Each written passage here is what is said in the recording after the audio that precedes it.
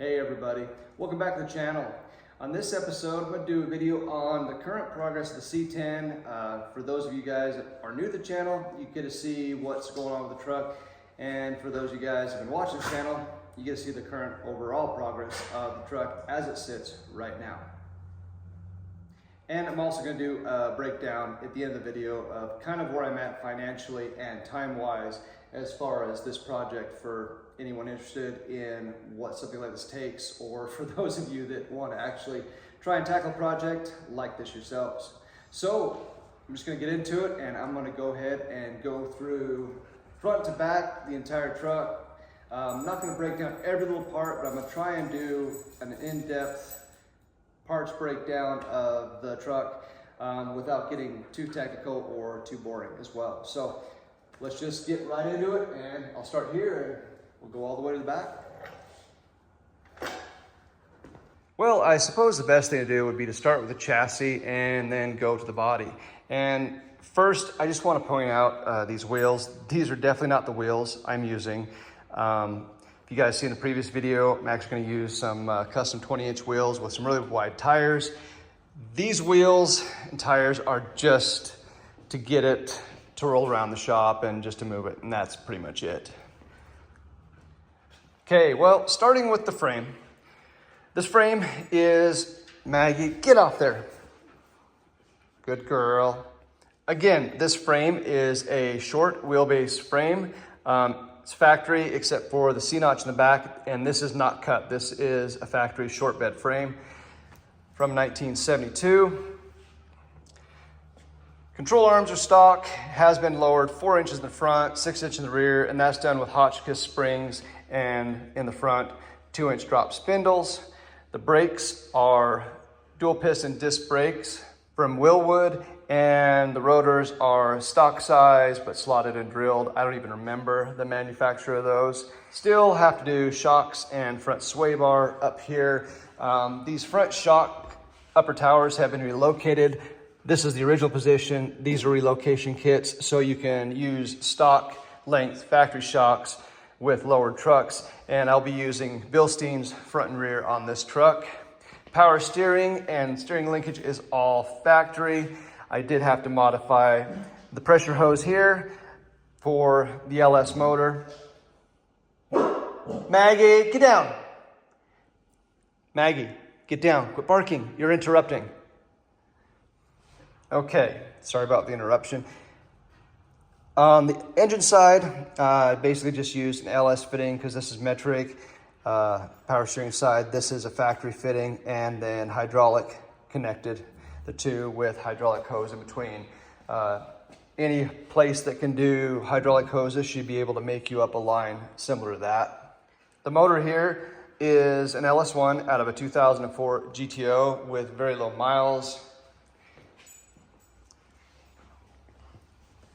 All stock accessory drive except for the AC compressor, which I'm going to get, which is a mini stand-in that will mount in the factory location, which should work out and look pretty sweet. The headers are by Doug's. They're 1 7/8 inch primary headers to 3-inch collectors with V-band clamp. And with the exhaust, that is kind of another story. It's kind of all custom. And what I have done is gone from 3-inch into an X pipe that I made, and then from there it slightly tapers down to 2.5 inch to right here. And then from here, I'm still undetermined on what exactly I want to do for mufflers and for exhaust. I just do know that it will come out the back of the truck in custom outlets like I've shown in a previous video. As far as the mufflers go, I like things loud, but I haven't decided on the tone that I want. Still need a drive shaft back here. I'm going to go with a custom 3.5 inch aluminum drive shaft. And again, no shocks either. Going to go with Bilstein's back here as well. Mounting location is stock down here, but the location right here has been changed with couple of aftermarket brackets, adjustable panhard bar in the rear, and the original 12-bolt rear end. This has been re-geared, 373 gears with a Torsen style locking differential. And back here is the Boyd's fuel tank. This one is set up to run the late model Camaro fuel pump. So just uses a stock GM fuel pump. Pretty easy to find and access one of those, and makes replacement really easy if you ever have to do that. And then obviously, again, the fuel filler situation and the bed, that is something I still have to work out for the future, and that will be in a future video as well. And when I build vehicles, I always like to think about my current profession, where I have to work on this type of shit every day, and so therefore I want to make everything easy, accessible, and be able to fix stuff and repair stuff as fast and easy as possible. So when I am fabricating stuff, I like to make sure it's easy to put together and easy to take apart, because stuff always breaks. I mean, that's just gonna happen. And for this exhaust system, kind of wanted to point out that with these headers, it does work out really well with lower trucks. They tuck really nice and tight in the frame, and they just barely hang down ever so slightly. And with the entire exhaust, same thing. I try to keep it all tucked up really tight. A lot of these trucks, the exhaust goes under the cross member, and I just modified it to come through that cross member so nothing will drag. Now onto the body. Exterior, I want to keep pretty much original looking truck, except for the fact that a lot of the chrome and stuff is going to be painted. Front bumpers are going to be painted. The back has a roll pan. The grille will just have a little bit of chrome in it, with a lot of it being painted. Just want to have some of the small stuff like the bezels, the mirrors, door handles, and possibly the wheels be chrome. Core support is actually factory. This is the 1972 core support. The cab is the original cab. It did need cab corners, in and out of rocker panels, but it was in pretty good shape. Cowl panel here, I did weld and clean up the antenna, so no antenna there. As far as the doors, this door is factory, that door is aftermarket fenders and aftermarket bed, just because they were in such bad shape. All of the marker lights have been welded up, and I'm the type of guy that likes factory handles and door locks, so I did keep them. If I could go back before I painted the truck, I would have chose different mirrors, but this is what I chose before paint, so that's what I ended up with. And the paint on this truck, all the paint products are PPG, from the epoxy all the way up to the clear. Everything is PPG, and if I could do it again, I probably definitely wouldn't. PPG makes great products, but they are very, very expensive compared to everything else on the market. And this paint is just as it came out of the booth. It has not been cut and buffed yet, so any imperfections in the paint is because it is still miles from being done. Now let's talk about the future of this truck. So starting with the wheels. I really want to use Budniks on it, but I am not sure if I'm going to be able to spend that much when the time comes. But that's the plan. The wheels are still those 315s right there, and the 295s for the front.